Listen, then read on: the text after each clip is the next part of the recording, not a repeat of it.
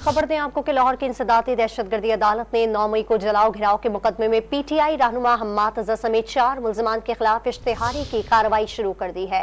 तफसीलात जानते हैं, डॉन न्यूज के नुमाइंदे राना बिलाल हमारे साथ मौजूद हैं। राना बिलाल, मजीद क्या तफसीलात हैं, बताइएगा।